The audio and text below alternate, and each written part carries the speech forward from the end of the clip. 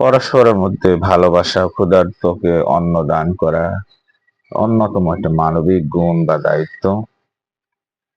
এই প্রসঙ্গে রাসূলুল্লাহ সাল্লাল্লাহু আলাইহি ওয়াসাল্লাম কাকে বন্ধু নির্বাচন করবেন আপনি এবং কাকে অন্ন দান করবেন, সুস্পষ্ট একটা নীতিমালা তিনি দিয়েছেন, যা আমরা বিশিষ্ট সাহাবী عن أبي سعيد خدري رضي الله تعالى عنه أنه سمع النبي صلى الله عليه وسلم يقول لا تصاحب إلا مؤمنا ولا يأكل طعامك إلا التقي.